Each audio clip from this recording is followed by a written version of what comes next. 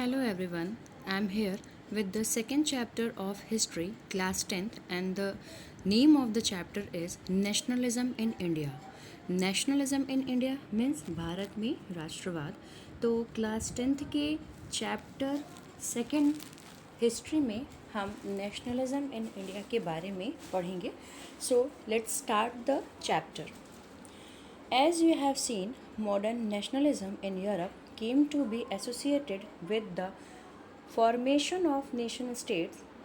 It also meant a change in people's understanding of who they were and what defined their identity and sense of belonging.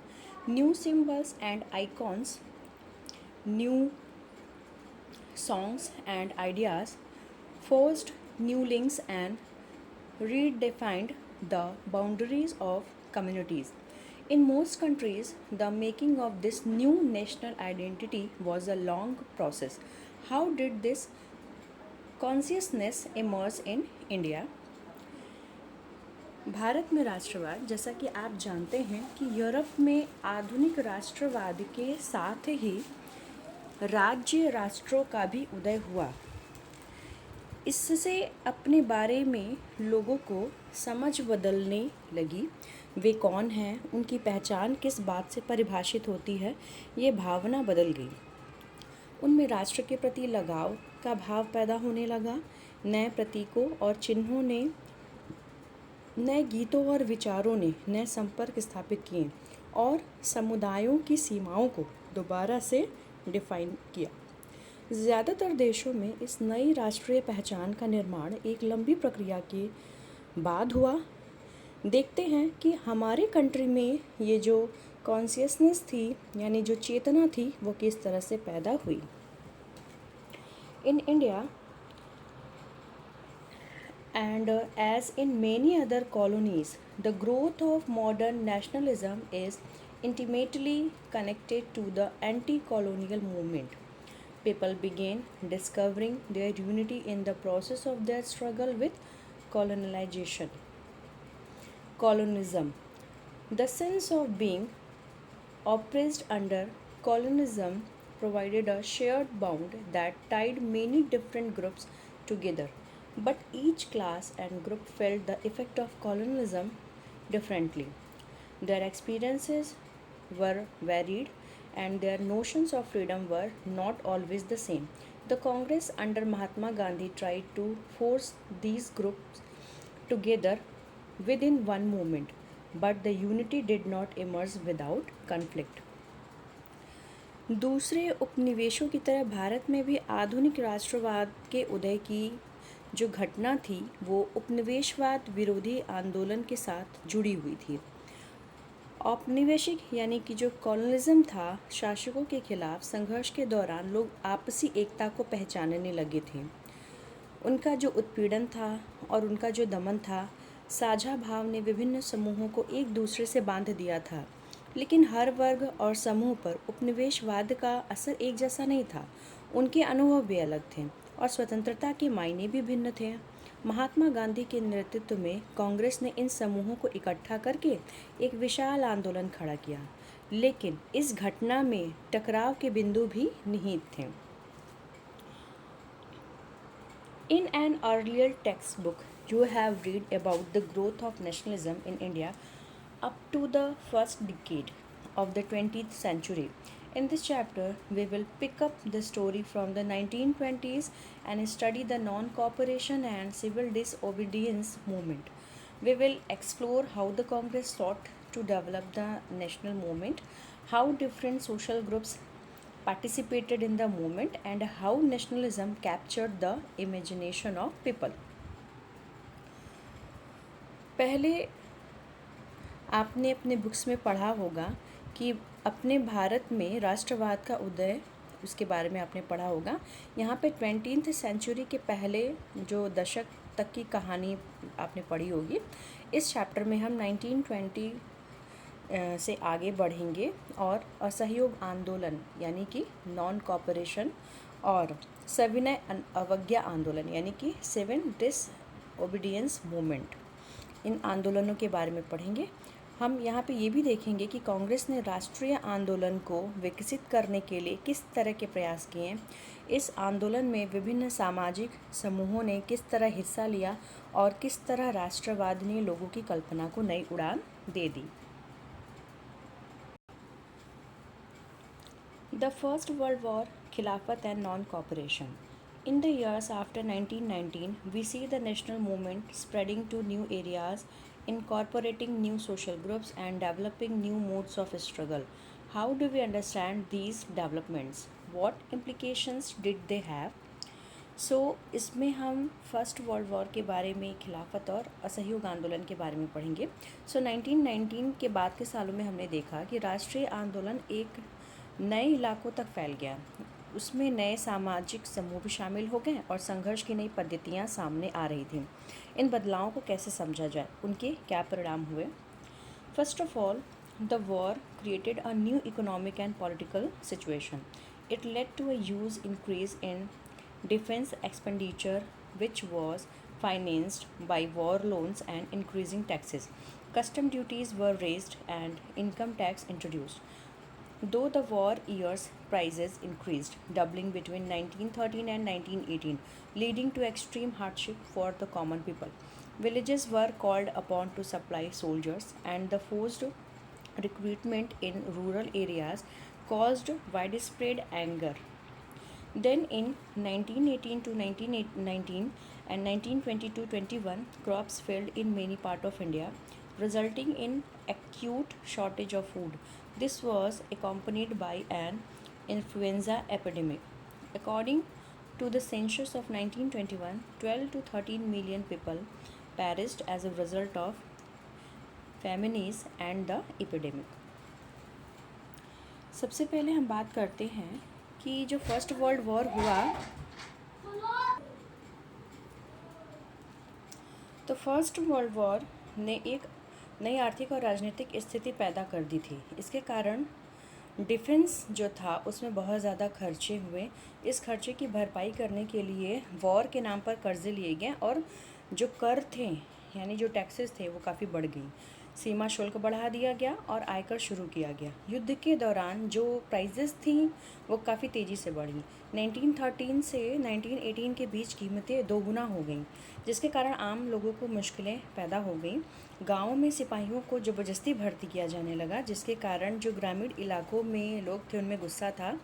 1918 से 19 और 1920 से 21 में देश के बहुत सारे हिस्सों में फसल खराब हो गई, जिसके कारण खाद्य पदार्थों का भारी अभाव पैदा हो गया। उसी समय फ्लू की बीमारी हो गई, महामारी आई। 1921 की जनगणना यानी कि सेंसस के मुताबिक ये जो महामारी थे इसमें लगभग 120 से लेकर 130 लाख लोग मारे गए। People hoped that their hardship would end after the war was over, but that didn't happen. लोगों को ऐसा लगा कि वॉर ख़त्म होने के बाद उनकी मुसीबतें कम हो जाएंगी, लेकिन ऐसा कुछ नहीं हुआ। At this stage, a new leader appeared and struggled a new mode of struggle. इसी समय एक नया नेता सामने आया और उसने संघर्ष का एक नया ढंग, एक नया तरीका पेश किया। The idea of Satyagraha. Mahatma Gandhi returned to India in January 1915. As you know, he had come from South Africa, where he had successfully fought the racist regime with a novel method of mass agitation, which they called Satyagraha. The idea of Satyagraha emphasizes the power of truth and the need of search for truth. It suggested that if the cause was true, if the struggle was against injustice, then physical force was not necessary to fight the oppressor.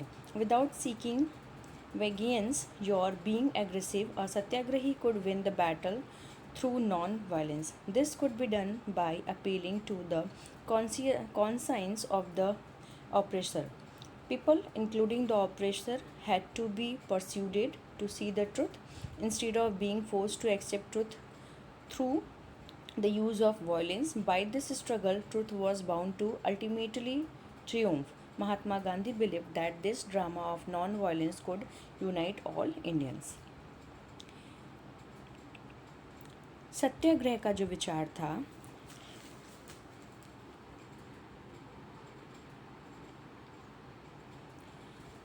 Mahatma Gandhi जनवरी 1915 में भारत लौटे। इससे पहले वे दक्षिण Africa में थे। उन्होंने एक नए तरीके से आंदोलन के रास्ते पर चलते हुए वहाँ की नस्लभेदी सरकार से सफलतापूर्वक लोहा लिया था।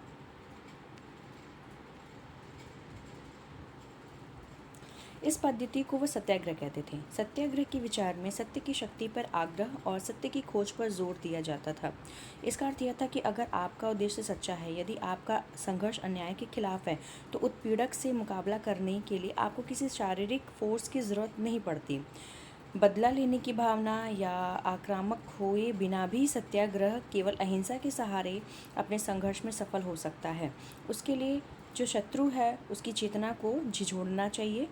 जो भी उत्पीड़क है, शत्रु को ही नहीं बल्कि सभी लोगों को हिंसा के जरिए सत्य को स्वीकार करने पर विवश करने की बजाय सच्चाई को देखने और सहज भाव से स्वीकार करने के लिए प्रेरित किया जाना चाहिए। इस संघर्ष में अंततः सत्य की जीत होती है। गांधी जी का विश्वास था कि अहिंसा का यह धर्म सभी भारतीयों को एकता के सूत्र में बांध सकता है। After arriving in India, Mahatma Gandhi successfully organized Satyagrah movement in various places.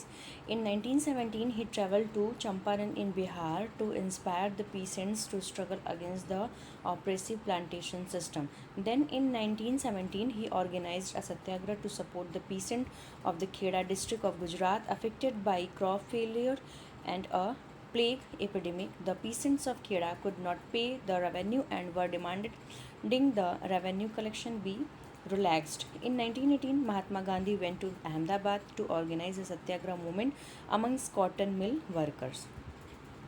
Bharat आने के बाद गांधी जी ने कई जगहों पर सत्याग्रह आंदोलन चलाया।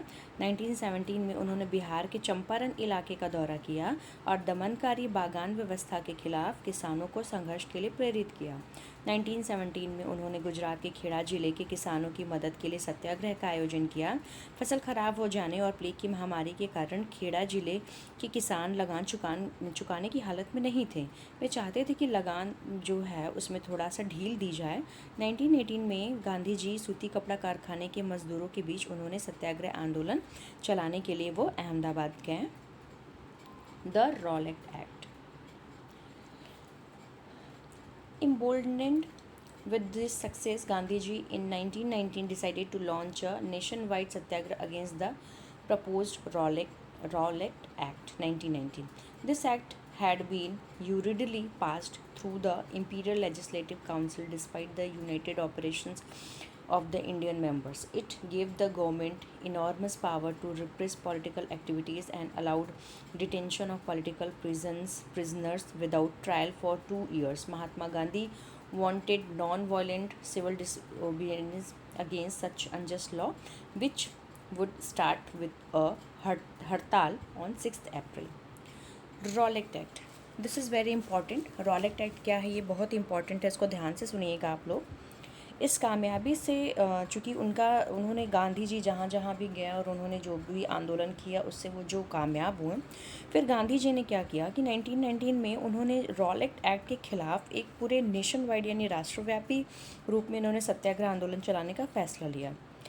भारतीय सदस्यों के भारी विरोध के बावजूद, चूँकि रॉलेट एक्ट क्या था कि जो भारतीय मेंबर्स थे लंदन में यानी इंग्लैंड में जो उसका काउंसिल था, वहाँ पे इस कानून को इंपीरियल लेजिस्लेटिव काउंसिल ने बहुत जल्दी में पारित कर दिया। यानी कि भारतीय उस समय जो कुछ भारतीय लंदन के पार्लियामेंट में थे, लेकिन उनकी बिना सहमति के ही इस बिल को पास कर दिया गया, कानून बना दिया गया। कहाँ बना दिया गया? इंग्लैंड के इंपीरियल लेजिस्लेटिव काउंसिल में इसको बहुत जल्दी में पारित किया गया। इस कानून में क्या था कि सरकार को राजनीतिक गतिविधियों को कुचलने और राजनीतिक कैदियों को 2 साल तक बिना मुकदमा चलाए जेल में बंद रखने का अधिकार मिल गया। मतलब कि भारत में जो भी लोग थे, अगर वो उनके खिलाफ़ जाकर के किसी भी तरह का आंदोलन करेंगे, किसी भी तरह का स्वतंत्रता संग्राम करेंगे, तो वो बिना किसी अपराध के, बिना किसी दोष के और बिना किसी ट्रायल के, मजिस्ट्रेट यानी जज के सामने बिना किसी ट्रायल के वो 2 साल तक उनको कैद रख सकते हैं। महात्मा गांधी ऐसे अन्यायपूर्ण कानूनों के खिलाफ अहिंसक ढंग से नागरिक अवज्ञा चाहते थे और इसीलिए उन्होंने 6 अप्रैल को हड़ताल शुरू करना सोचा था। Rallies were organized in various cities. Workers went on strike in railway workshop and shops closed down, alarmed by the popular upsurge and scared that lines of communications such as the railway and telegraph would be disrupted. The British administration decided to clamp down on nationalists. Local leaders were picked up from Amritsar and Mahatma Gandhi was banned from entering Delhi. On 10th April, the police in Amritsar fired upon a peaceful procession, provoking widespread attack on banks, post offices, and railway stations. Martial law was imposed and General Dyer took command. चूँकि विभिन्न शहरों में rally और जुलूसों का आयोजन होना था। Railway workshop में जो वर्कर थे वो हड़ताल पर चले गए थे, दुकानें बंद कर दी गई थी। तो इस व्यापक जन उभार से चिंतित और रेलवे व टेलीग्राफ जैसे संचार सुविधाओं के भंग हो जाने की आशंका से जो अंग्रेज़ थे उन्होंने राष्ट्रवादियों पर इन्होंने मतलब उनको उठाना शुरू कर दिया, यानी कि उनको पकड़ करके जेलों में बंद करना शुरू कर दिया। अमृतसर में बहुत सारे स्थानीय नेताओं को जेल में बंद कर दिया गया। गांधी जी के दिल्ली में आने पर पाबंदी लगा दी गई। 10 अप्रैल को पुलिस ने अमृतसर में एक शांतिपूर्वक जुलूस पर गोली चला दी। इसके बाद लोग बैंक, डाकखानों और रेलवे स्टेशनों पर हमला करने लगे। मार्शल लॉ लागू कर दिया गया और जनरल डायर ने कमान संभाल ली। On 13th April, the infamous Jallianwala Bagh incident took place. On that day, a large crowd gathered in the enclosed ground of Jallianwala Bagh. Some came to protest against the government's new repressive measures. Others had come to attend the annual Baisakhi fair. Being from outside the city, many villagers were unaware of the martial law that had been imposed. Dare entered the area, blocked the exit point, and opened fire on the crowd, killing hundreds. His object, as he declared later, was to produce a moral effect, to create in the minds of satyagrahis a feeling of terror and awe. 13 अप्रैल को जालियांवाला बाग हत्याकांड हुआ। उस दिन अमृतसर में बहुत सारे गांव वाले सालाना बैसाखी मेले में गए थे और जालियांवाले बाग में जमा हुए थे। काफ़ी लोगों को सरकार द्वारा लागू किए गए मार्शल लॉ के बारे में पता नहीं था। ये मैदान चारों तरफ से बंद था। शहर से बाहर होने के कारण वहाँ जुटे लोगों को यह पता नहीं था कि इलाके में मार्शल लॉ लागू है। जनरल डायर हथियारबंद सैनिकों के साथ वहाँ पहुँचा और जाते उसने मैदान से बाहर निकलने के सारे रास्तों को बंद कर दिया। इसके बाद उसके सिपाहियों ने भीड़ पर अंधाधुंध गोलियां चला दी। सैकड़ों लोग मारे गए। बाद में उसने बताया कि वह सत्याग्रहियों में दहशत और डर का भाव पैदा करना चाहता था और अपना एक नैतिक प्रभाव उत्पन्न करना चाहता था। As the news of Jallianwala Bagh spread, crowds took to the streets in many North Indian towns. There were strikes, clashes with the police, and attacks on government buildings. The government responded with brutal repression, seeking to humiliate and terrorize people. Satyagrahis were forced to rub their nose on the ground, crawl on the streets, and do salam, yani salute, to all sahibs. People were flogged and villages around Gujranwala in Punjab, now in Pakistan, were bombed.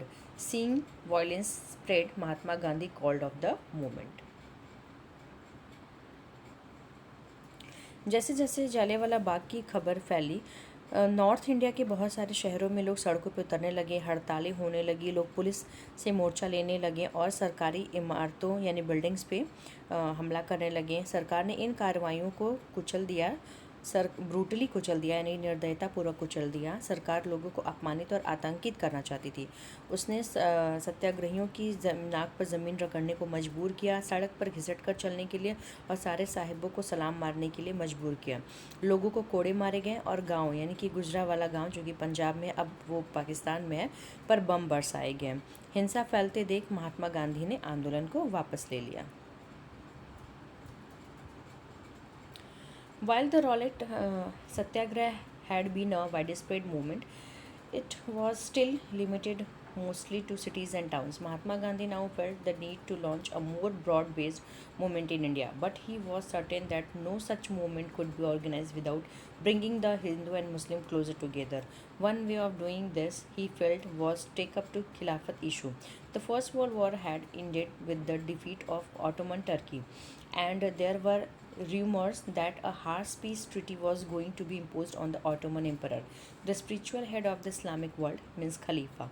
To defend the Khalifa's temporal powers, a Khilafat committee was formed in Bombay in March 1919. A younger generation of Muslim leaders like the brothers Muhammad Ali and Shaukat Ali began discussing with Mahatma Gandhi about the possibility of a united mass action on the issue.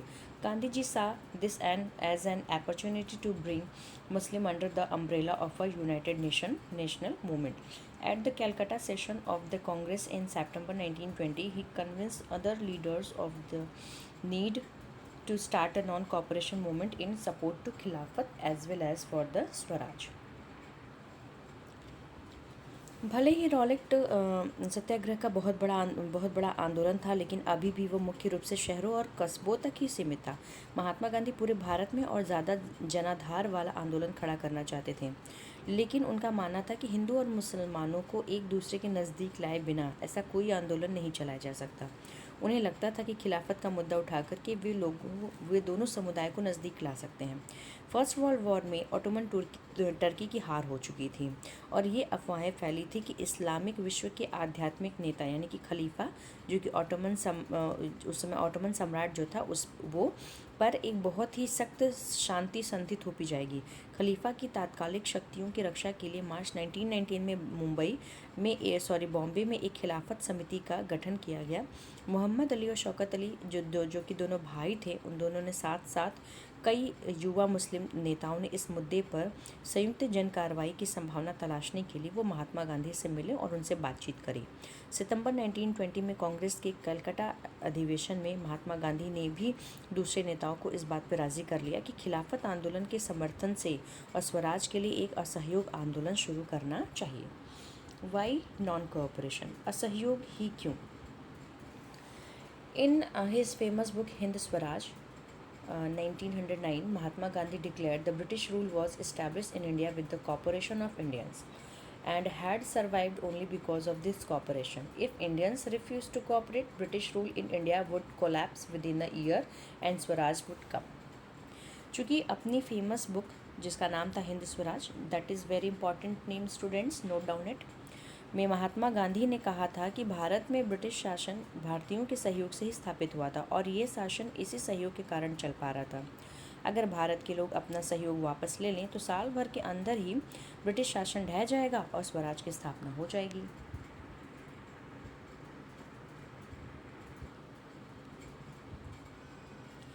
How would non-cooperation become a movement? Gandhi ji proposed that the movement should unfold in stages. It should begin with the surrender of titles that the government awarded and a boycott of civil services, army, police, courts and legislative councils, schools and foreign goods. Then in case the government used repression, a full civil disobedience campaign would be launched. Through the summer of 1920, Mahatma Gandhi and Shaukat Ali toured extensively, mobilizing popular support for the movement. असहयोग का विचार आंदोलन कैसे बन सकता था? गांधी जी का सुझाव था कि यह आंदोलन चरणबद्ध तरीके से आगे बढ़ना चाहिए। सबसे पहले लोगों को सरकार द्वारा दी गई पदवियां लौटा देना चाहिए। सरकारी नौकरी, सेना, पुलिस, अदालत, विधायी परिषद, स्कूल और विदेशी वस्तुओं का बहिष्कार करना चाहिए। अगर सरकार दमन का रास्ता अपनाती है तो व्यापक सविनय अवज्ञा अभियान भी शुरू किया जा सकता है। 1920 की गर्मियों में गांधी जी और शौकत अली आंदोलन के समर्थन जुटाते हुए देश भर में यात्राएं करते रहे। Many within the Congress were, however, concerned about the proposals. They were reluctant to boycott the council elections scheduled for November 1920, and they feared that the movement might lead to popular violence. In the months between September and December, there was an intense tussle within the Congress. For a while, there seemed no meeting point between the supporters and the opponents of the movement. Finally, at the Congress session at Nagpur in December 1920, a compromise was worked out and non-cooperation program was adopted. Congress में बहुत सारे लोग इन प्रस्तावों पर शंकित थे। वे नवंबर 1920 में विधायी परिषद के लिए होने वाले चुनाव का बहिष्कार करने में हिचकिचा रहे थे। उन्हें भय था कि आंदोलन में लोग हिंसा कर सकते हैं। सितंबर से दिसंबर तक कांग्रेस में भारी खींचातान चलती रही। कुछ समय के लिए ऐसा लगा कि आंदोलन के समर्थकों और विरोधियों की भी सहमति नहीं बन पाएगी। आखिरकार दिसंबर 1920 में कांग्रेस के कानपुर सेशन में एक समझौता हुआ और असहयोग कार्यक्रम पर स्वीकृति की मोहर लगा दी गई। How did the movement unfold? Who participated in it? How did different social group conceived of the idea of non-cooperation? आंदोलन किस तरह आगे बढ़े, उसमें किन लोगों को हिस्सा लेना है, विभिन्न सामाजिक समूहों ने असहयोग के विचार को किस तरह समझा। अब आगे हम ये देखते हैं। Differing stands with in the movement. आंदोलन के भीतर अलग अलग धाराएं। द नॉन कॉपरेशन खिलाफत movement began in January 1921. Various social groups participated in this movement, each with its own specific aspiration. All of them responding to the call of Swaraj, but the term meant different things to different people.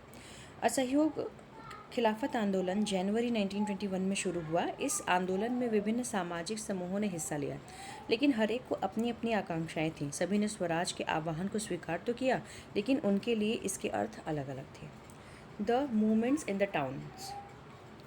The movement started with middle class participation in the cities. Thousands of students left government controlled schools and colleges. Headmasters and teachers resigned, and lawyers gave up their legal practices. The council elections were boycotted in most provinces except Madras, where the Justice Party, the party of the non-Brahman, felt that entering the council was one way of gaining some power, something that usually only Brahmans had access to. शहरों में आंदोलन की शुरुआत शहरी मध्य वर्ग यानी कि middle class की हिस्सेदारी के साथ हुई। हज़ारों विद्यार्थियों ने स्कूल कॉलेज छोड़ दिए, हेडमास्टर और शिक्षकों ने रिज़ाइन दे दिए, वकीलों ने मुकदमे लड़ने बंद कर दिए। मद्रास के अलावा ज़्यादातर प्रांतों में परिषद चुनाव का बहिष्कार किया गया। मद्रास में गैर ब्राह्मण द्वारा बनाई गई जस्टिस पार्टी का मानना था कि काउंसिल में प्रवेश के जरिए उन्हें भी अधिकार मिल सकते हैं जो सामान्य रूप से केवल ब्राह्मणों को मिल पाते हैं, इसलिए इस पार्टी में चुनाव का बहिष्कार नहीं किया। The effects of non cooperation on the economic front were more dramatic. Foreign goods were boycotted, liquor shops picketed, and foreign clothes burnt in huge bonfire. The import of foreign cloth halved between 1921 and 1922, its value dropping from rupees 102 crores to rupees 57 crore. In many places, merchants and traders refused to trade in foreign goods or financed foreign trade. As the boycott movement spread, the people began discarding imported clothes and wearing only Indian ones. Production of Indian textile mills and handlooms went up. आर्थिक मोर्चे पर असहयोग का असर और भी ज़्यादा नाटकीय रहा। विदेशी सामानों का बहिष्कार किया गया, शराब की दुकानों की पिकेटिंग की गई। पिकेटिंग का मतलब होता है कि उसका विरोध या प्रदर्शन करना। और विदेशी कपड़ों की होली जलाई गई। 1921 से 1922 के बीच विदेशी कपड़ों का आयात आधा रह गया था। उसकी कीमत 102 करोड़ से घट के 57 करोड़ रह गई थी। बहुत सारे स्थानों पर व्यापारियों ने विदेशी चीज़ों का व्यापार करना या विदेशी व्यापार में पैसे लगाने से इनकार कर दिया। जब बहिष्कार आंदोलन फैला और लोग आयातित कपड़ों को छोड़कर केवल भारतीय कपड़े पहनने लगे तो भारतीय कपड़ा मिल और हथकरघा जो था उसका भी उत्पादन बढ़ने लगा। But this movement in the cities gradually slowed down for a variety of reasons. Khadi cloth was often more expensive than mass-produced milk cloth, and poor people couldn't afford to buy it. How then could they boycott mill cloth for too long? Similarly, the boycott of British institutions posed a problem. For the movement to be successful, alternative Indian institutions had to be set up so that they could be used in place of the British ones. These were slow to come up. So students and teachers began trickling back to government schools and lawyers joined back work in government courts. कुछ समय बाद शहरों में ये आंदोलन धीमा पड़ने लगा। इसके कई कारण थे। खादी का कपड़ा मिलों में भारी पैमाने पर बनने वाले कपड़ों के मुकाबले प्रायः महंगा होता था और गरीब उसे खरीद नहीं पाते थे। वो मिलों के कपड़े का लंबे समय तक बहिष्कार कैसे कर सकते थे? ब्रिटिश संस्थानों के बहिष्कार से भी समस्या आ गई। आंदोलन की कामयाबी के लिए वैकल्पिक भारतीय संस्थानों की स्थापना होना बहुत ज़रूरी था, लेकिन ब्रिटिश संस्थानों के स्थान पर उनका प्रयोग किया जा सके। लेकिन वैकल्पिक संस्थानों की स्थापना की प्रक्रिया बहुत धीमी थी। इसके फलस्वरूप क्या हुआ कि विद्यार्थी और शिक्षक सरकारी स्कूलों में लौटने लगे और वकील दोबारा से सरकारी अदालतों में दिखाई देने लगे। Rebellion in the country side, ग्रामीण इलाकों में विद्रोह। From the cities, the non-cooperation movement spread to the countryside. It drove into its fold the struggles of peasant and tribal, which were developing in different parts of India in the years after the war. शहरों से बढ़ के असहयोग आंदोलन देहात में भी फैला, गांव में भी फैला। युद्ध के बाद देश के विभिन्न भागों में चले किसानों व आदिवासियों के संघर्ष भी इस आंदोलन में समा गए। इन Awadh, peasants were led by Baba Ramchandra, a sannyasi who had earlier been to Fiji as an indentured labor. The movement here was against talukdars and landlords who demanded from peasants exorbitantly high rents and a variety of other cases. Peasants had to be beggar and work at landlords' farms without any payment. As tenants, they had no security of tenure, being regularly evicted so that they could acquire no right over the leased land. The peasants' movement demanded reduction of revenue, abolition of beggar, and social boycott of oppressive landlord. In many places, Nai Dhobi bans were organized by panchayat to deprive landlords of the services of even barbers and washermen. In June 1920, Jawaharlal Nehru began going around the villages in Awadh, talking to the villagers and trying to understand their grievances. By October, the Awadh Kisan Sabha was set up, headed by Jawaharlal Nehru, Baba Ramchandra, and a few others. Within a month, over 300 branches had been set up in the village around the region. So, when the non-cooperation movement began the following years, the effort of the Congress was to integrated and Awadh peasant struggle into the wider struggle. The peasant movement, however, developed in forms that the Congress leadership was unhappy with. As the movement spread in 1921, the houses of talukdar and merchants were attacked, bazaars were looted, and grain holds were taken over. In many places, local leaders told peasants that Gandhiji had declared that no taxes were to be paid and land was to be redistributed among the poor, the name of the Mahatma Gandhi being invoked to sanctions all actions and aspirations. Awadh में सन्यासी बाबा रामचंद्र किसानों का नेतृत्व कर रहे थे। बाबा रामचंद्र इससे पहले फिजी में गिरमिटिया मजदूर, इंडेंचर्ड लेबर यानी कि बंधुआ मजदूर जिसको बोलते हैं, उसको गिरमिटिया मजदूर भी बोलते हैं, के तौर पे काम कर चुके थे। उनका आंदोलन तालुकदारों और ज़मींदारों के खिलाफ था जो किसानों से भारी भरकम लगान और तरह तरह के कर वसूल कर रहे थे। किसानों को बेगार देना पड़ता था। बेगार का मतलब ये होता है कि आपसे काम भी ले लिया जाए और उसके बदले आपको पेमेंट भी न दी जाए। पट्टेदार के तौर पर उनके पट्टे निश्चित नहीं होते थे। उन्हें बार बार पट्टे की ज़मीन से हटा दिया जाता था ताकि ज़मीन पर उनका कोई अधिकार स्थापित न हो सके। किसानों की मांग थी कि लगान कम किया जाए, बेगार खत्म हो और दमनकारी ज़मींदारों की जो सामाजिक है उनका बहिष्कार किया जाए। बहुत सारे स्थानों पर ज़मींदारों को नाई धोबी की सुविधाओं से भी वंचित करने के लिए पंचायतों ने नाई धोबी बंद का फैसला लिया।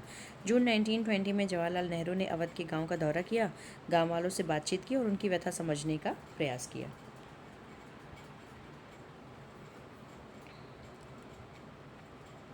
अक्टूबर तक जवाहरलाल नेहरू, बाबा रामचंद्र तथा कुछ अन्य लोगों के नेतृत्व में अवध किसान सभा का गठन कर लिया गया। महीने भर में इस पूरे इलाके के गांव में संगठन की 300 से ज़्यादा शाखाएं बन चुकी थीं। अगले साल जब असहयोग आंदोलन शुरू हुआ तो कांग्रेस ने अवध के किसान संघर्ष को इस आंदोलन में शामिल करने का प्रयास किया, लेकिन किसानों के आंदोलन में ऐसे स्वरूप विकसित हो चुके थे जिनसे कांग्रेस का नेतृत्व खुश नहीं था। 1921 में जब आंदोलन फैला तो तालुकदार और व्यापारियों के मकानों पर हमले होने लगे, बाज़ारों में लूटपाट होने लगी और अनाज के गोदामों पर कब्जा कर लिया गया। बहुत सारे स्थानों पर स्थानीय नेता किसानों को समझा रहे थे कि गांधी जी ने ऐलान कर दिया है कि अब कोई लगान नहीं भरेगा और ज़मीनें गरीबों में बांट दी जाएंगी। महात्मा का नाम लेकर के लोग अपनी सारी कार्रवाइयों और आकांक्षा को सही ठहरा रहे थे।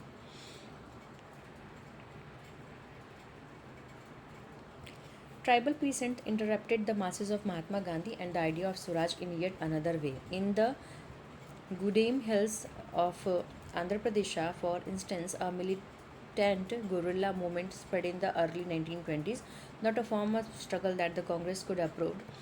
Here, as in other forest regions, the colonial government had closed large forest areas, preventing people from entering the forest to graze their cattle in order to collect fuel, wood, and fruits. This enraged the hill people. Not only were their livelihoods affected by, they felt that their traditional rights were being denied. When the government began forcing them to contribute bigger for road building, the hill people revolted. The person who came to lead them was another interesting figure.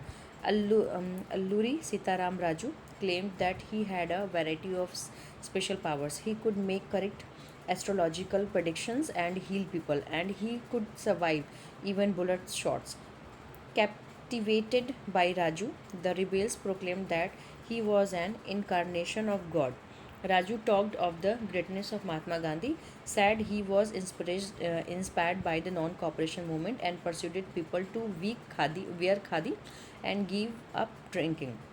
But at the same time, he arrested that India could be liberated only by the use of force, not non-violence. The Gudem rebels attacked police stations, attempted to kill British officers, and carried on guerrilla warfare for achieving Swaraj. Raju was captured and executed in 1924 and over time became a folk hero. आदिवासी किसानों ने महात्मा गांधी के संदेश और स्वराज के विचार का कुछ और ही मतलब निकाल लिया।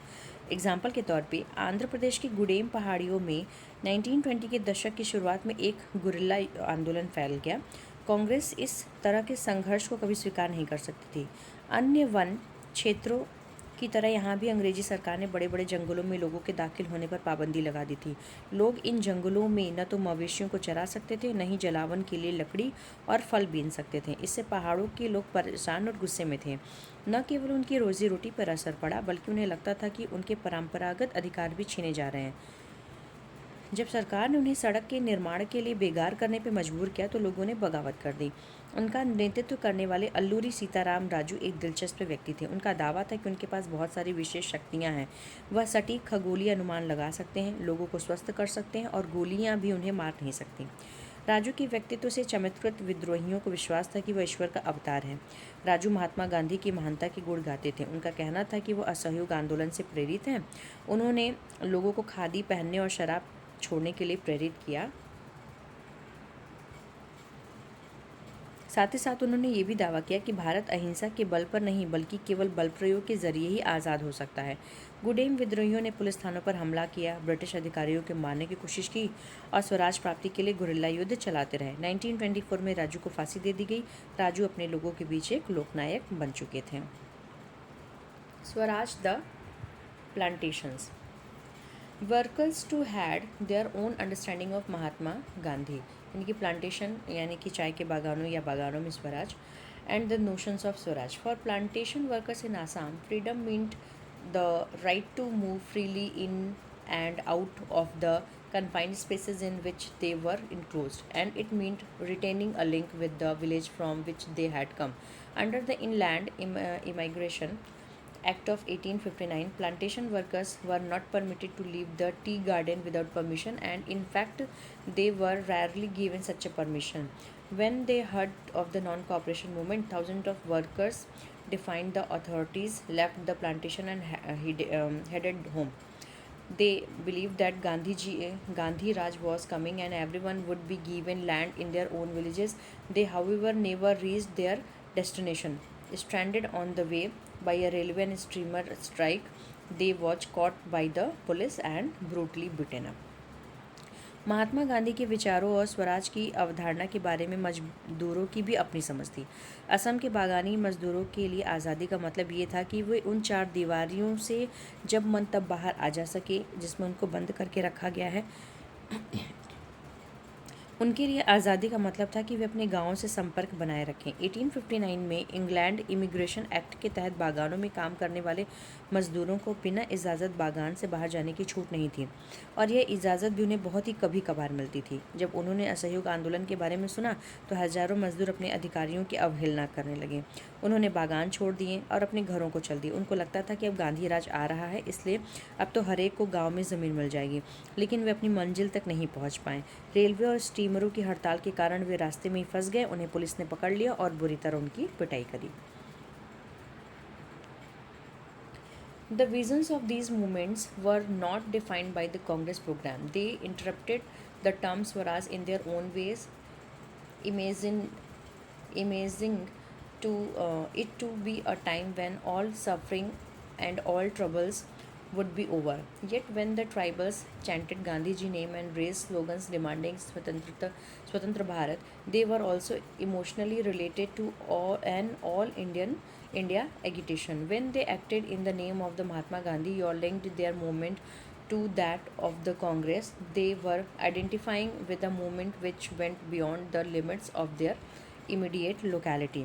इन स्थानीय आंदोलनों की अपेक्षा और दृष्टियों को कांग्रेस के कार्यक्रम में परिभाषित नहीं किया गया। उन्होंने तो स्वराज शब्द का अपने अपने हिसाब से अर्थ लगा लिया। उनके लिए यह एक ऐसे युग का द्योतक था जब सारे कष्ट और सारी मुसीबतें खत्म हो जाएंगी। फिर भी जब आदिवासियों ने गांधी जी के नाम का नारा लगाया और स्वतंत्र भारत की हुकार भरी, तो वे अखिल भारतीय आंदोलन से भी भावात्मक स्तर पर जुड़े हुए थे। जब वे गांधी जी का नाम लेके काम करते या अपने आंदोलन का कांग्रेस के आंदोलन को जोड़कर देखते, तो वास्तव में एक ऐसे आंदोलन का अंग बन जाता जो उनके इलाके तक ही सीमित नहीं था।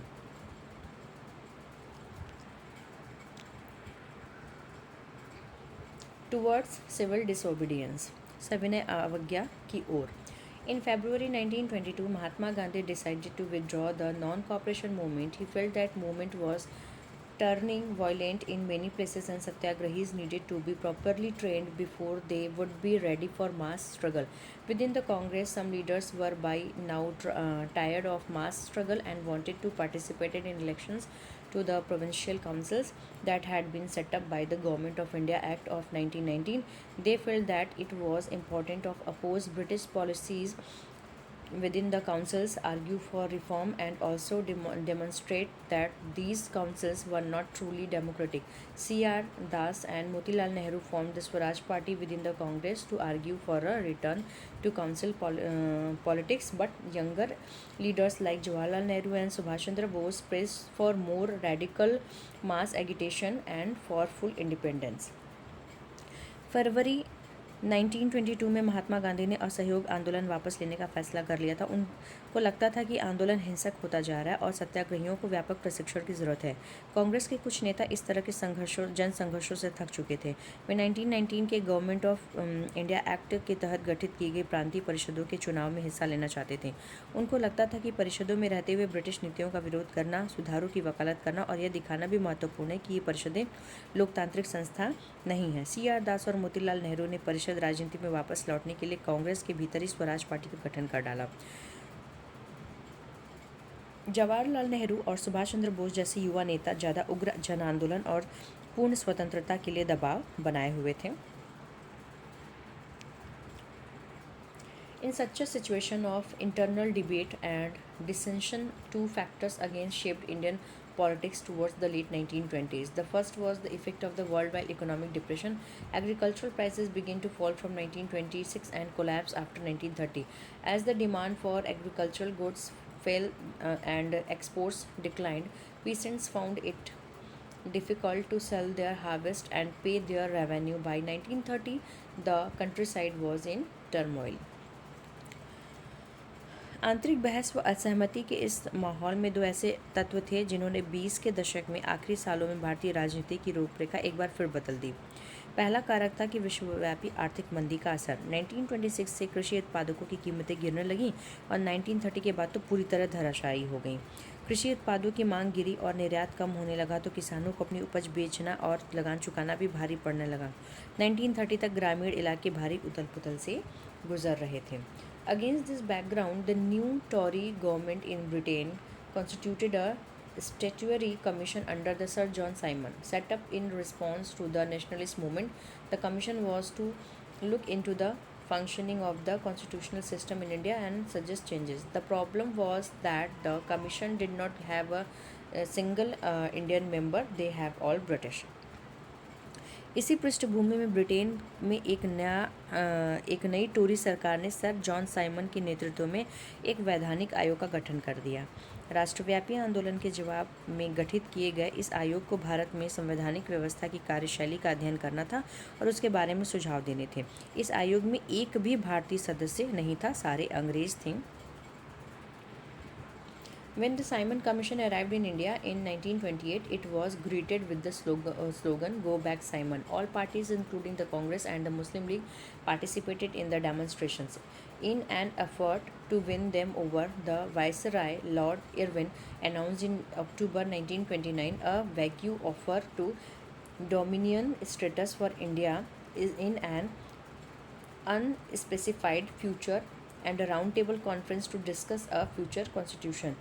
This did not satisfy the Congress leaders. The radicals within the Congress, led by Jawaharlal Nehru and Subhash Chandra Bose, became more assertive.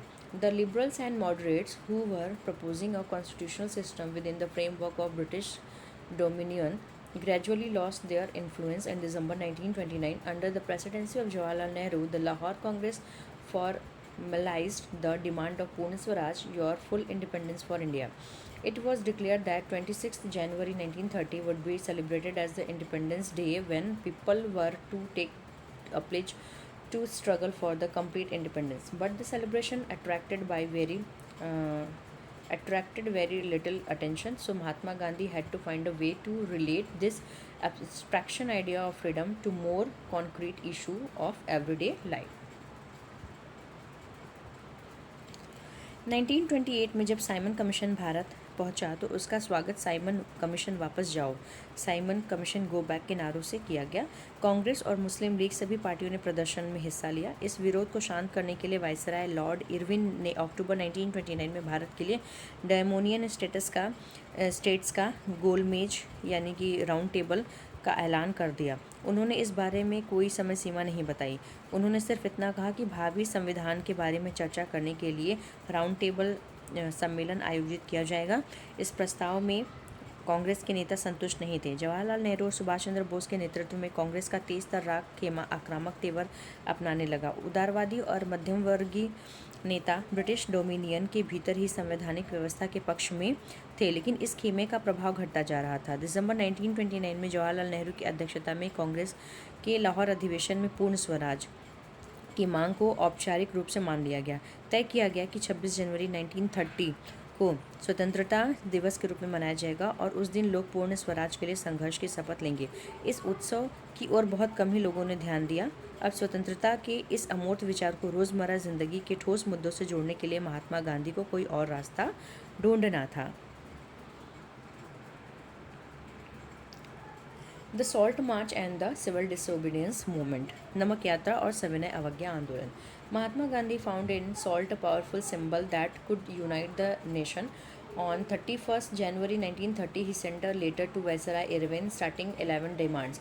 Some of these were of general interest. Others were specific demands of different classes, from industrialists to peasants. The idea was to make the demands wide-ranging so that all classes within Indian society could identify with them and everyone could be brought together in a united campaign. The most stirring of all was the demand to abolish the salt tax. Salt was something consumed by the rich and the poor alike, and it was one of the most essential items of food. The tax on salt and the government monopoly over its production, Mahatma Gandhi declared, revealed the most oppressive phase of British rule. देश को एकजुट करने के लिए महात्मा गांधी को नमक एक शक्तिशाली प्रतीक दिखाई दिया। 31 जनवरी 1930 को उन्होंने वायसराय इरविन को एक लेटर लिखा। उस लेटर में उन्होंने 11 डिमांड अपनी बताई। उसमें से कुछ सामान्य मांगे थी, जबकि कुछ मांगे उद्योगपतियों से लेकर किसानों तक विभिन्न तबकों से जुड़ी थीं। गांधी जी इन मांगों के जरिए समाज के सभी वर्गों को अपने साथ जोड़ना चाहते थे ताकि सभी उनके साथ अभियान में शामिल हो सकें। इसमें सबसे महत्वपूर्ण मांग नमक कर को ख़त्म करना था। नमक का अमीर और गरीब सभी इस्तेमाल करते थे। ये भोजन का एक बहुत ही इसेंशियल पार्ट था। इसलिए नमक पर कर यानी नमक पर टैक्स और इसके साथ ही साथ उत्पादन पर सरकारी जो मोनोपोली यानी एकाधिकार है उसको महात्मा गांधी ने ब्रिटिश शासन का सबसे दमनकारी पहलू बताया था। Mahatma Gandhi's letter was in a way an ultimatum. If the demands were not fulfilled by 11th March, the letter stated the Congress would launch a civil disobedience campaign. Irwin was unwilling to negotiate. So Mahatma Gandhi started his famous Salt March, accompanied by 78 of his trusted volunteers. The march was over 240 miles from Gandhiji's ashram in Sabarmati to the Gujarat coastal town of Dandi. The volunteers walked for 24 days, about 10 miles a day. Thousands came to hear Mahatma Gandhi wherever he stopped, and he told them what he meant by the Swaraj and urged them to peacefully defy the British. On 6th April, he reached Dandi and ceremonial violence the law, manufacturing salt by boiling sea water. Mahatma Gandhi का ये जो letter था वो एक ultimatum यानी चेतावनी था। उन्होंने लिखा था कि 11 मार्च तक अगर उनकी मांगें पूरी नहीं हुई तो कांग्रेस सविनय अवज्ञा आंदोलन छेड़ देगी। इरविन झुकने को तैयार नहीं थे। फलस्वरूप महात्मा गांधी ने अपने 78 वॉलंटियर्स के साथ नमक यात्रा शुरू की। ये यात्रा साबरमती में गांधी जी के आश्रम से 240 माइल्स दूर दांडी नामक गुजराती तटीय कस्बे में जाकर ख़त्म होनी थी। गांधी जी की जो टोली थी वो 24 डेज़ तक रोज़ लगभग 10 माइल का सफ़र करके वो पहुंची। गांधी जी जहाँ भी रुकते हज़ारों लोग उन्हें सुनने आते। इन सभाओं में गांधी जी ने स्वराज का अर्थ स्पष्ट किया और आह्वान किया कि लोग अंग्रेज़ों की शांतिपूर्वक अवज्ञा करें यानी अंग्रेज़ों का कहना न माने। 6 अप्रैल को वह दांडी पहुँचे और उन्होंने समुद्र का पानी उबालकर नमक बनाना शुरू कर दिया और इस कानून का उल्लंघन किया। This marked the beginning of the civil disobedience movement. How was this movement different from the non-cooperation movement? People were now asked not only to refuse cooperation with the British as they had done in 1921 to 22, but also to break colonial laws. Thousands in different parts of the country broke the salt law, manufactured salt and demonstrated in front of government salt factories. As the movement spread, foreign cloth was boycotted and liquor shops were picketed. Peasants refused to pay revenue and chowkidari taxes. Village officials resigned, and in many places forest people violated forest law, going into reserve forest to collect wood and graze cattle. यहीं से सविनय अवज्ञा आंदोलन शुरू होता है।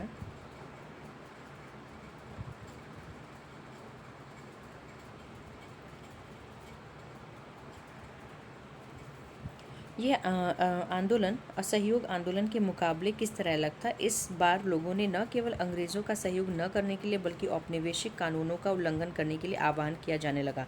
देश के विभिन्न भागों में हज़ारों लोगों ने नमक कानून तोड़ा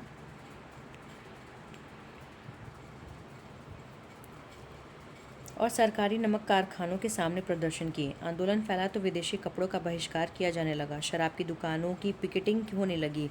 किसानों ने लगान और चौकीदारी कर चुकाने से इनकार कर दिया। गाँव में तैनात कर्मचारी इस्तीफे देने लगे। बहुत सारे स्थानों पर जंगलों में रहने वाले वन कानूनों का उल्लंघन करने लगे। वे लकड़ी बीनने और मवेशियों को चराने के लिए रिजर्व फॉरेस्ट में घुसने लगे। Worried by the developments, the colonial government began arresting the Congress leaders one by one. This led to violent clashes in many places. When Abdul Ghaffar Khan, a devout disciple of Mahatma Gandhi, was arrested in April 1930, angry crowds demonstrated in the streets of Peshawar, facing armed cars and police firing. Many were killed. A month later, when Mahatma Gandhi himself was arrested, industrial workers in Sholapur attacked police posts, municipal building, law courts, and railway stations, all structures that symbolized British rule. A frightened government responded with a policy of brutal repression. Peaceful satyagrahis were attacked, women and children were beaten, and about 1 lakh people were arrested. इन घटनाओं से चिंतित औपनिवेशिक सरकार कांग्रेसी नेताओं को गिरफ्तार करने लगी। बहुत सारे स्थानों पर हिंसक टकराव हुए। अप्रैल 1930 में जब महात्मा गांधी के समर्पित साथी अब्दुल गफ्फार खान को गिरफ्तार किया गया तो गुस्साई भीड़ सशस्त्र बख्तरबंद गाड़ियों और पुलिस की गोलियों का सामना करते हुए सड़कों पर उतर आई। बहुत से लोग मारे गए। महीने भर बाद जब गांधी जी को भी गिरफ्तार कर लिया गया तो शोलापुर के औद्योगिक मजदूरों ने अंग्रेजी शासन का प्रतीक पुलिस चौकी, नगर पालिका भवन, अदालत और रेलवे स्टेशनों पर हमला शुरू कर दिया। भयभीत सरकार ने निर्मम दमन का रास्ता अपनाया। शांतिपूर्ण सत्याग्रहियों पर हमले किए गए, औरतों व बच्चों को मारा पीटा गया और लगभग 1 लाख लोगों को गिरफ्तार कर लिया गया। In such a situation, Mahatma Gandhi once again decided to call off the movement and entered into a pact with Irvin on 5th March 1931. By the Gandhi-Irvin Pact, Gandhi ji consented to participate in a roundtable conference. The Congress has boycotted the first roundtable conference in London, and the government agreed to release the political prisoners. In December 1931, Gandhi ji went to London for the conference, but the negotiation broke down and he returned disappointed. Back in India, he discovered that the government had begun a new cycle of repression. Ghaffar Khan and Jawaharlal Nehru was both in jail.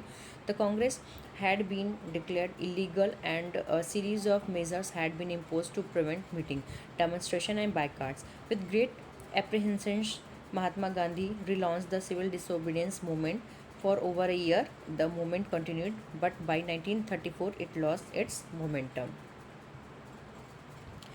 Mahatma Gandhi ने एक बार फिर आंदोलन वापस ले लिया। 5 मार्च 1931 को उन्होंने Irwin के साथ एक समझौते पर साइन किया।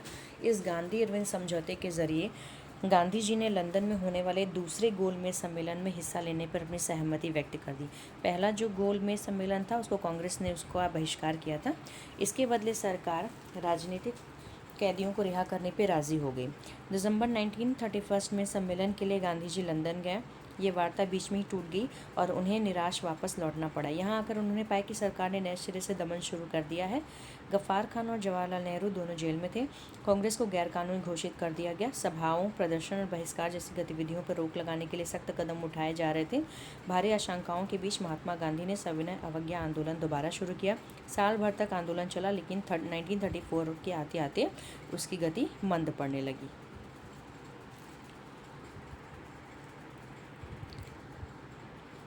हाउ पार्टिसिपेंट्स सा द मूवमेंट, लोगों ने आंदोलन को कैसे लिया। Let us now look at the different social group that participated in the civil disobedience movement. Why did they join the movement? What were their ideals? What did Swaraj means to them?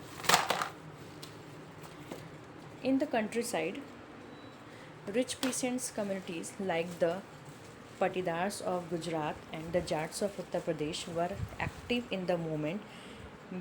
Being producers of commercial crops, they were very hard hit by the trade depression and falling prices. As their cash income disappeared, they found it impossible to pay the government's revenue demand, and the refusal of the government to reduce the revenue demand led to widespread resentment. These rich peasants became enthusiastic supporters of the civil disobedience movement, organizing their communities and at times forcing reluctant members to participate in the boycott program. For them, the fight for Swaraj was a struggle against his high revenues, but they were deeply disappointed when the movement was called off in 1931 without the revenue rates being revised. So when the movement was restarted in 1932, many of them refused to participate.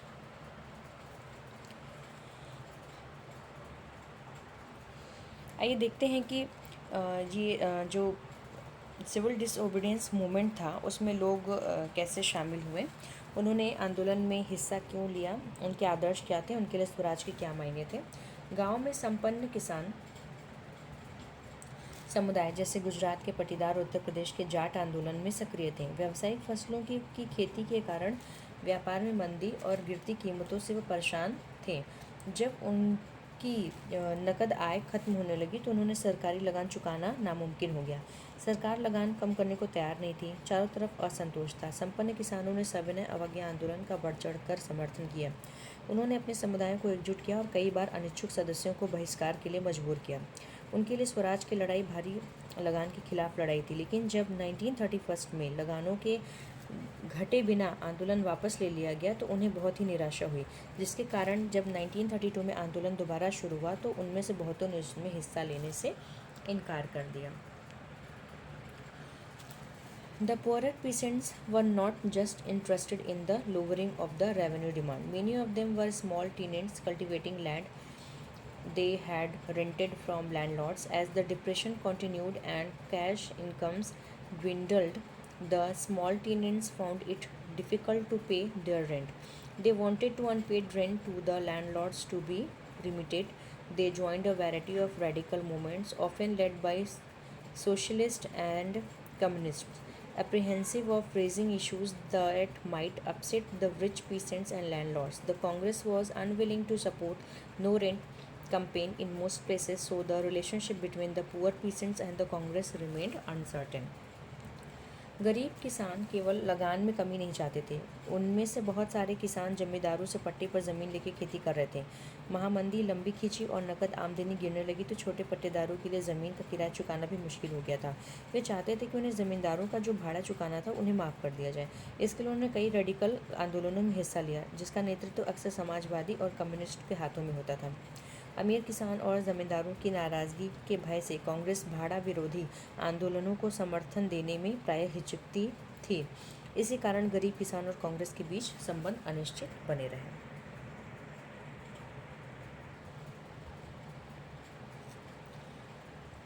What about the business class? How did they relate to the civil disobedience movement? During the First World War, Indian merchants and industries had made huge profit and become powerful. Keen on expanding their business, they now reacted against colonial policies that restricted business activities. They wanted protection against imports of foreign goods and a rupee sterling foreign exchange ratio that would discourage imports. To organize businesses' interest, they formed in Indian Industrial and Commercial Congress in 1920 and the Federation of the Indian Chamber of the Commerce and Industries FICCI means FICCI in 1927, led by prominent industrialists like Purushottam Das, Thakur Das, and G.D. Birla. The industrialists attacked colonial control over the Indian economy and supported the civil disobedience movement.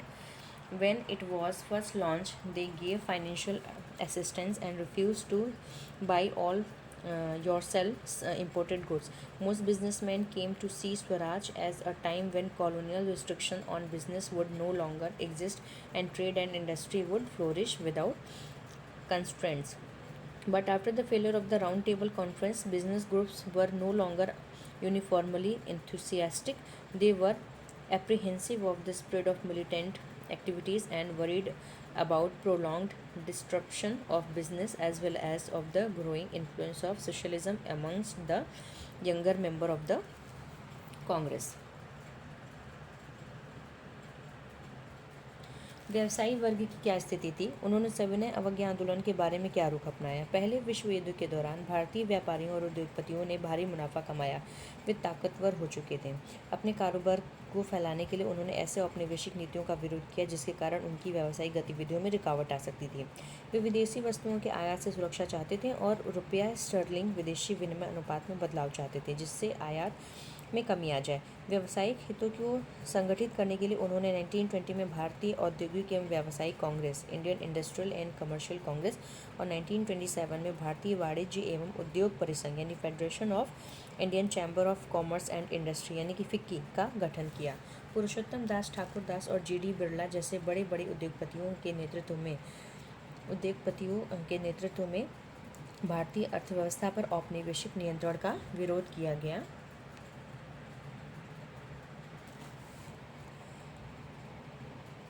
पहले civil disobedience और आंदोलन का समर्थन किया गया। उन्होंने आंदोलन को आर्थिक सहायता दी और आयातित वस्तुओं को खरीदने या बेचने से इनकार कर दिया।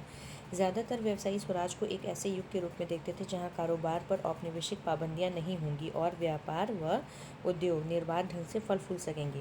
गोलमेज सम्मेलन की विफलता के बाद व्यावसायिक संगठनों का उत्साह भी मंद पड़ गया। उन्हें उग्र गतिविधियों का भय था। वे लंबिश अशांति और आशंका और कांग्रेस के युवा सदस्यों में समाजवाद के बढ़ते प्रभाव से डरे हुए थे। The industrial working classes did not participate in the civil disobedience movement in large numbers except in the Nagpur region. As the industrialists came closer to the Congress, workers stayed aloof. But in spite of that, some workers did participated in the civil disobedience movement, selectively upon adopting some of the ideas of the Gandhian program, like boycott of foreign goods as part of their own movements against low wages and poor working conditions. They were striked by railway workers in 1930 and lock or dock workers in 1932. In 1930, thousands of workers in Chota Nagpur tin mines wore Gandhi ji caps and participated in protest rallies and boycott campaigns. But the Congress was reluctant to include workers' demand as part of its program of struggle. It felt that this would alienate industrialists and divide the anti-imperial forces. औद्योगिक श्रमिक वर्ग ने सविनय अवज्ञा आंदोलन में नागपुर के अलावा और कहीं भी बहुत बड़ी संख्या में हिस्सा नहीं लिया। जैसे जैसे उद्योगपति कांग्रेस के नज़दीक आ रहे थे, मजदूर कांग्रेस से छिटकने लगे थे। फिर भी कुछ मजदूरों ने सविनय अवज्ञा आंदोलन में हिस्सा लिया। उन्होंने विदेशी वस्तुओं के बहिष्कार जैसी गांधीवादी विचारों को कम वेतन व खराब कार्यस्थितियों के खिलाफ लड़ाई से जोड़ लिया था। 1930 में रेलवे कामगारों की और 1932 में गोदी कामगारों की हड़ताल हुई। 1930 में छोटा नागपुर के टिन खानों के हज़ारों मजदूरों ने गांधी टोपी पहन के रैलियों का और बहिष्कार अभियानों में हिस्सा लिया। फिर भी कांग्रेस अपने कार्यक्रम में मजदूरों की मांगों को समाहित करने में हिचकती रही। कांग्रेस को लगता था कि इससे उद्योगपति आंदोलन से दूर चले जाएंगे और साम्राज्यवादी विरोधी ताकतों में फूट पड़ेगी। Another important feature of the civil disobedience movement was the large-scale participation of women. During Gandhiji's Salt March, thousands of women came out of their home to listen to him. They participated in protest marches, manufactured salt, and picketed foreign cloth and liquor shop. Many went to jail in urban areas. These women were from high caste families. In rural areas, they came from rich peasant household. Moved by Gandhiji called, they began to see service to the nation as a scared duty of women. Yet this increased public role did not necessarily mean any radical changes in the way the position of women was visualized. Gandhiji was convinced that it was the duty of women to look after home and hearth, be good mothers and good wives, and for a long time the Congress was reluctant to allow women to hold any position of authority within the organization. It was seek only on their symbolic presence. Civil नाफरमानी आंदोलन में औरतों ने बड़े पैमाने पर हिस्सा लिया था। गांधी जी ने नमक सत्याग्रह के दौरान हजारों औरतें उनकी बात सुनने के लिए घर से बाहर आती थीं। उन्होंने जुलूसों में हिस्सा लिया, नमक बनाया,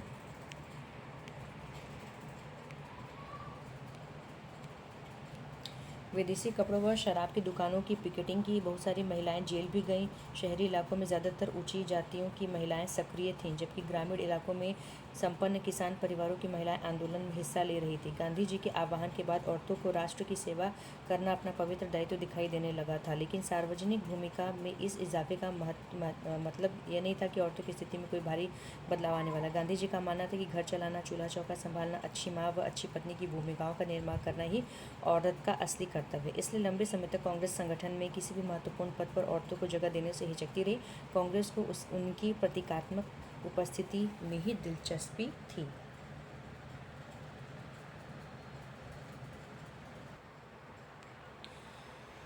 The limits of civil disobedience. Not all social groups were moved by the abstract concept of Swaraj. One such group was the nation's untouchables, who from around the 1930s had begun to call themselves Dalit or oppressed. For long the Congress had ignored the Dalits. For fear of offending the Sanatanis, the conservative high caste Hindus. But Mahatma Gandhi declared that Swaraj would not come for 100 years if untouchability was not emulated. He called the untouchables Harijans. You are the children of gods. Organize satyagraha to secure them entry into temples and access to public wells, tanks, roads and schools. He himself cleaned toilets to dignity, the work of the Bhangi and persuaded upper class to change their heart and give up the sin of the untouchability. But many Dalit leaders were keen on a different political solution to the problems of the community. They began organizing themselves, demanding reserved seats in educational institutions and a separate electorate that would choose Dalit members for legislative councils. Political empowerment they believed would resolve the problems of their social disabilities. Dalit participation in the civil disobedience movement was therefore limited, particularly in the Maharashtra and Nagpur region, where their organization was quite strong.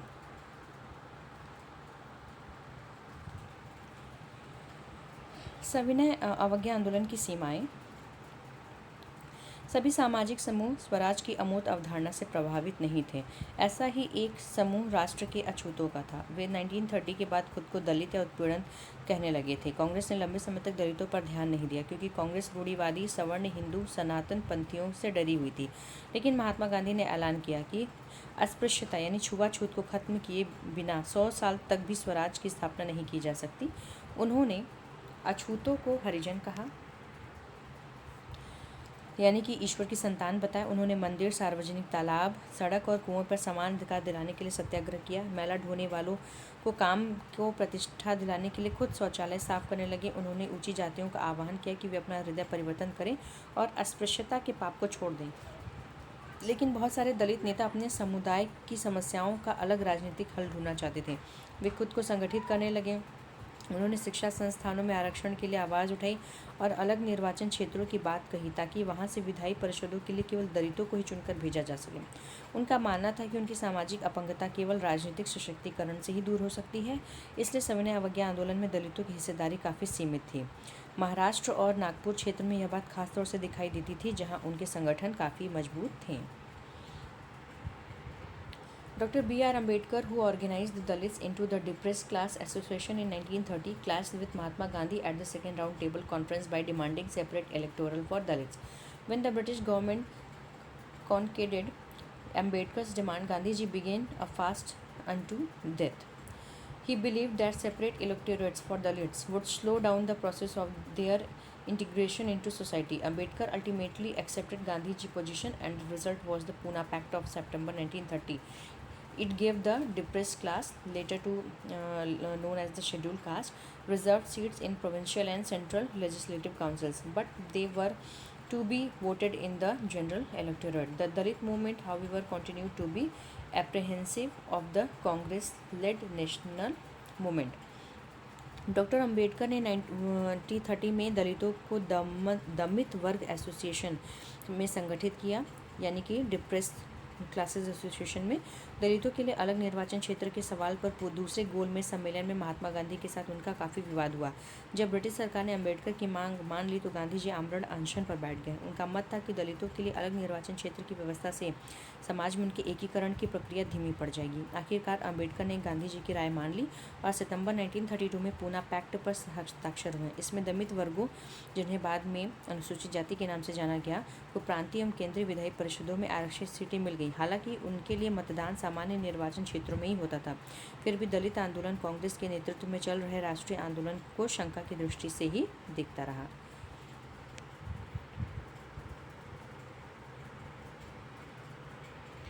Some of the Muslim political organizations in India were also lukewarm in their response to the civil disobedience movement. After the decline of the non-cooperation Khilafat movement, a large section of Muslims felt alienated from the Congress. From the mid-1920s, the Congress came to be more visibly associated with openly Hindu religious nationalist groups like the Hindu Mahasabha.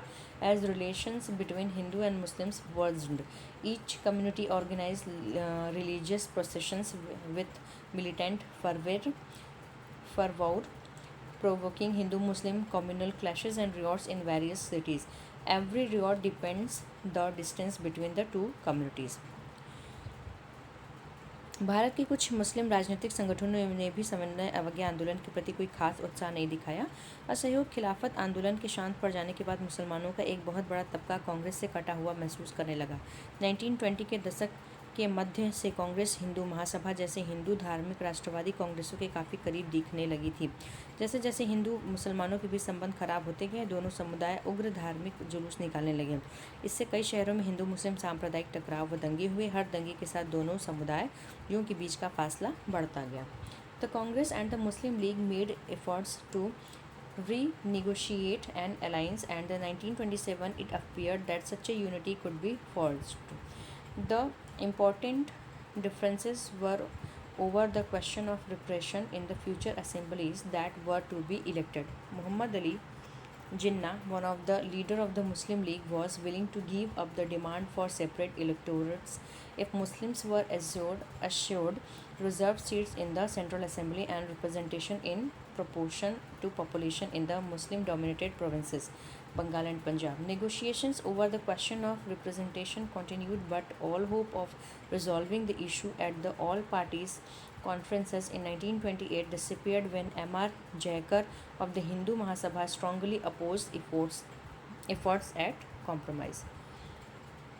Congress और मुस्लिम league के बीच एक बार फिर गठबंधन का प्रयास किया। 1927 में ऐसा लगा कि अब एकता स्थापित हो जाएगी। इससे महत्वपूर्ण मतभेद भावी विधानसभाओं में प्रतिनिधित्व के सवाल पर थे।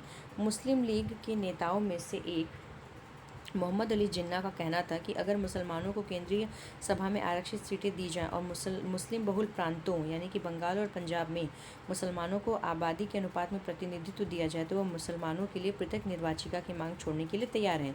प्रतिनिधित्व के सवाल पर यह बहस मुबाहिसा चल रही थी कि 1928 में आयोजित किए गए सर्वदलीय सम्मेलन में हिंदू महासभा के M.R. जयकर ने समझौते के लिए किए जा रहे प्रयासों की खुलेआम निंदा शुरू कर दी, जिससे इस मुद्दे के समाधान की सारी संभावनाएं समाप्त हो गईं।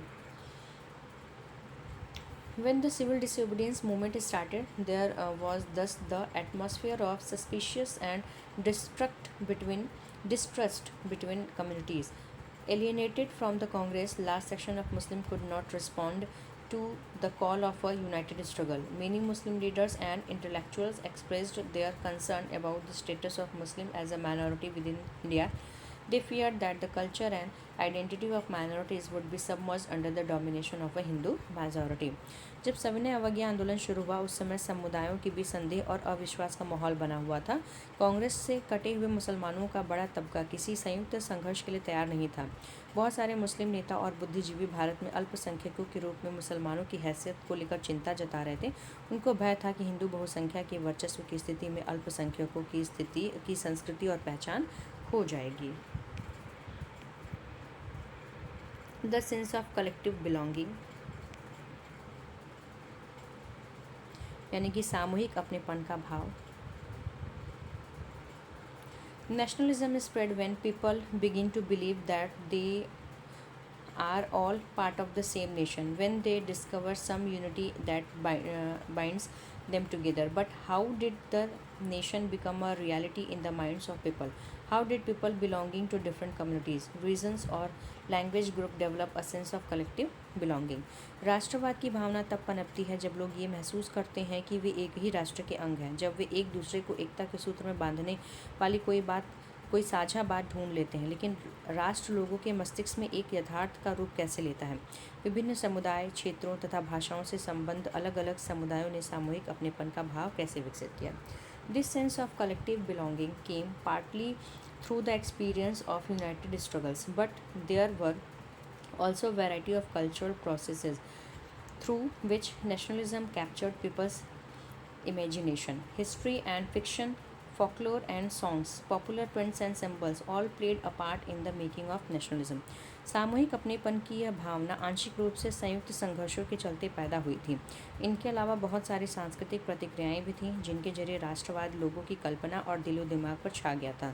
इतिहास व साहित्य, लोक कथाएं व गीत, चित्र व प्रतीक सभी ने राष्ट्रवाद को साकार करने में अपना योगदान दिया था। The identity of the nation, as you know, is most often symbolized in a figure or image. This helps create an image with which people can identify the nation. It was in the 20th century, with the growth of nationalism, that the identity of India came to be visually associated with the image of Bharat Mata. The image was first created by Bankim Chandra Chattopadhyay in the 1870s. He wrote Vande Mataram as a hymn to the motherland. Later, it was included in his novel Anandamath and widely sung during the Swadeshi movement in Bengal. Moved by the Swadeshi movement, Abindranath Tagore painted his famous image of Bharat Mata. In this painting, Bharat Mata is portrayed as an aesthetic figure. She is calm, composed, divine, and spiritual. In subsequent years, the image of Bharat Mata acquired many different forms as it circulated in popular prints and was painted by different artists. Devotion of this mother figure came to be seen as evidence of one's nationalism. जैसा कि आप जानते हैं कि राष्ट्र की पहचान सबसे ज़्यादा किसी तस्वीर में अंकित की जाती है। इससे लोगों को एक ऐसी छवि गढ़ने में मदद मिलती है जिसके ज़रिए वे राष्ट्र को पहचान सकते हैं। 20th सेंचुरी में राष्ट्रवाद के विकास के साथ भारत की पहचान भी भारत माता की छवि के रूप में लेने लगी। ये तस्वीर पहली बार बंकिम चंद्र चट्टोपाध्याय ने बनाई थी। 1870 के दशक में उन्होंने मातृभूमि की स्तुति के रूप में वंदे मातरम गीत लिखा। बाद में उन्होंने अपने उपन्यास आनंद मठ में इसे शामिल कर लिया। यह गीत बंगाल में स्वदेशी आंदोलन में खूब गाया गया। स्वदेशी आंदोलन की प्रेरणा से अबिंद्रनाथ टैगोर ने भारत माता की विख्यात छवि को चित्रित किया। इस पेंटिंग में भारत माता को एक सन्यासिनी के रूप में दिखाया गया है। वह शांत, गंभीर, दैवी और आध्यात्मिक गुणों से युक्त दिखाई देती हैं। आगे चलकर जब इस छवि को बड़े पैमाने पर पेंटिंग्स में उतारा जाने लगा, पोर्ट्रेट किया जाने लगा और विभिन्न कलाकारों द्वारा इस पेंटिंग को बनाया जाने लगा, तो भारत माता की छवि विविध रूप ग्रहण करती गई। इस मातृ छवि के प्रति श्रद्धा को राष्ट्रभाव में आस्था का प्रतीक माना जाने लगा। Ideas of the nationalism also developed through a movement to revive Indian folklore. In late 18th century India, nationalists began recording folk tales sung by the bards, and they toured villages to gather folk songs and legends. These tales, they believed, gave a true picture of traditional culture that had been corrupted and damaged by outside forces. It was essential to preserve this folk tradition in order to discover one's national identity and restore a sense of pride in one's past. In Bengal, Rabindranath Tagore himself began collecting bards, nursery rhymes, and myths, and lit the movement for folk revival in Madras. Netasha Sastry published a massive 4-volume collection of Tamil folk tales, The Folklore of Southern India. He believed that folklore was national literature. It was the most trustworthy manifestation of people's real thoughts and characteristics. राष्ट्रवाद का विचार भारतीय लोक कथाओं को पुनर्जीवित करने के आंदोलन से भी मजबूत हुआ। 19वीं सदी के आखिर में राष्ट्रवादियों ने भाटों व चारणों द्वारा गाई सुनाई जाने वाली लोक कथाओं को दर्ज करना शुरू कर दिया। वे लोक गीतों व जनश्रुतियों को इकट्ठा करने के लिए गांव-गांव घूमने लगे। उनका मानना था यही कहानियाँ हमारी उस परंपरागत संस्कृति को सही तस्वीर पेश करती हैं जो बाहरी ताकतों के प्रभाव से भ्रष्ट और दूषित हो चुकी है। अपनी राष्ट्रीय पहचान को ढूंढने और अपने अतीत में गौरव का भाव पैदा करने के लिए इस लोक परंपरा को बचाकर रखना ज़रूरी था। बंगाल में खुद रविंद्रनाथ टैगोर भी लोकगीत, लोक गाथा गीत, बाल गीत और मिथकों को इकट्ठा करने निकल पड़े। उन्होंने लोक परंपराओं को पुनर्जीवित करने वाले आंदोलन का नेतृत्व किया। मद्रास में नटेशा शास्त्री ने the folklores of southern India के नाम से तमिल लोक कथाओं का विशाल संकलन 4 खंडों में प्रकाशित किया। उनका मानना था कि लोक कथाएँ राष्ट्रीय साहित्य होती हैं। यह लोगों को के असली विचारों और विशिष्टताओं की सबसे विश्वसनीय अभिव्यक्ति है। As the national movement developed, nationalist leaders became more and more aware of such icons and symbols in unifying people and inspiring in them a feeling of nationalism. During the Swadeshi movement in Bengal, a tricolor flag, means red, green and yellow, was designed. It had 8 lotuses representing 8 provinces of British India and a crescent moon representing Hindu and Muslim. By 1921, Gandhi ji had designed the Swaraj flag. It was again a tricolor, red, green and white, and had a spinning wheel in a center representing the Gandhian ideal of self-help. Carrying the flag, holding it aloft during marches become a symbol of defence. जैसे जैसे राष्ट्रीय आंदोलन आगे बढ़ा, राष्ट्रवादी नेता लोग को एकजुट करने और उनमें राष्ट्रवाद की भावना को भरने के लिए इस तरह के चिन्ह और प्रतीकों के बारे में और ज़्यादा जागरूक होने लगे। बंगाल में स्वदेशी आंदोलन के दौरान एक तिरंगा झंडा तैयार किया गया। इसमें ब्रिटिश भारत के 8 प्रांतों का प्रतिनिधित्व करते कमल के 8 फूल और हिंदुओं व मुस्लिमों का प्रतिनिधित्व करता एक अर्धचंद्र बनाया गया। 1921 तक गांधी जी ने भी स्वराज का झंडा तैयार कर लिया था, वह भी तिरंगा था। इसके मध्य में गांधीवादी प्रतीक चरखे को जगह दी गई, जो स्वावलंबन का प्रतीक था। जुलूसों में यह झंडा थामे चलना शासन के प्रति अवज्ञा का संकेत था। Another means of creating a feeling of nationalism was through interpretation of history. By the end of the 19th century, many Indians began feeling that to instill a sense of pride in the nation, Indian history had to be thought about differently. The British saw Indians as backward and primitive, incapable of governing themselves. In response, Indians began looking into the past to discover India's great achievement. They wrote about the glorious development in ancient times when art and architecture, science and mathematics, religion and culture, law and philosophy, craft and trade has flourished. The glorious time in their view was followed by a history of decline when India was colonized. These nationalist histories urged the leaders to take pride in India's great achievement in the past and struggle to change the miserable condition of life under the British rule. इतिहास की पुनर्व्याख्या राष्ट्रवाद की भावना पैदा करने का एक और साधन था। 19वीं सदी के अंत तक आते आते बहुत सारे भारतीय महसूस करने लगे थे कि राष्ट्र के प्रति गर्व का भाव जगाने के लिए भारतीय इतिहास को अलग ढंग से पढ़ाया जाना चाहिए। अंग्रेज़ों की नज़र में भारतीय पिछड़े हुए आदिम लोग थे, वे जो अपना शासन खुद नहीं संभाल सकते थे। इसके जवाब में भारत के लोग अपनी महान उपलब्धियों की खोज में अतीत की ओर देखने लगे। उन्होंने उस गौरवमयी प्राचीन युग के बारे में लिखना शुरू कर दिया जब कला और वास्तुशिल्प, विज्ञान, गणित, धर्म, संस्कृति, कानून, दर्शन, हस्तकला और व्यापार फल फूल रहे थे। उनका कहना था कि इस महान युग के पतन के बाद का समय आया और भारत को गुलाम बना लिया गया। इस राष्ट्रवादी इतिहास में पाठकों को अतीत में भारत की महानता व उपलब्धियों पर गर्व करने और ब्रिटिश शासन के तहत दुर्दशा से मुक्त के लिए संघर्ष का मार्ग अपनाने का आह्वान किया गया। These efforts to unify people were not without problems. When the past being glorified was Hindu, when the images celebrated were drawn from Hindu iconography, then people of other communities felt left out. लोगों को एकजुट करने की इन कोशिशों की अपनी समस्याएं थी। जिस अतीत का गौरवगान किया जा रहा था वह हिंदुओं का अतीत था। जिन छवियों का सहारा लिया जा रहा था वह हिंदू के प्रतीक थे। इसलिए अन्य समुदायों के लोग अलग थलग महसूस करने लगे थे। कंक्लूजन, निष्कर्ष। A growing anger against the colonial government was thus bringing together various groups and classes of Indians into a common struggle for freedom in the first half of the 20th century. The Congress, under the leadership of Mahatma Gandhi, tried to channel people's grievances into organized movements for independence. Through such movements, the nationalists tried to force a national unity, but as we have seen, diverse groups and classes participated in the movement with varied aspirations and expectations. As their grievances were wide-ranging, freedom from colonial rule also meant different things to different people. The Congress continuously attempted to resolve differences and ensure that the demands of the one group did not alienate another.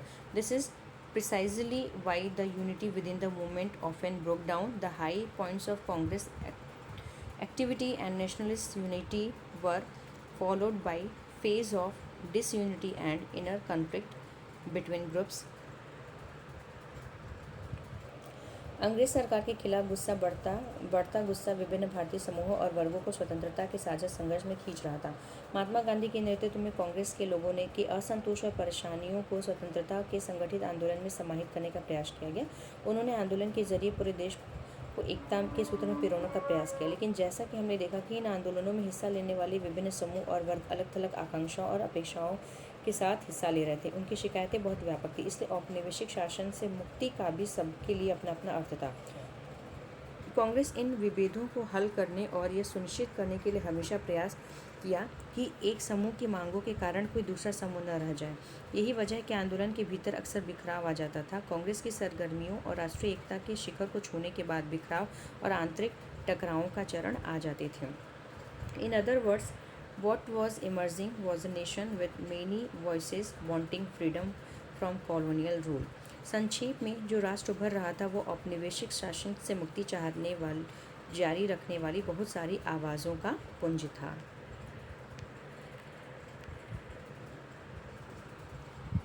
Thank you everyone.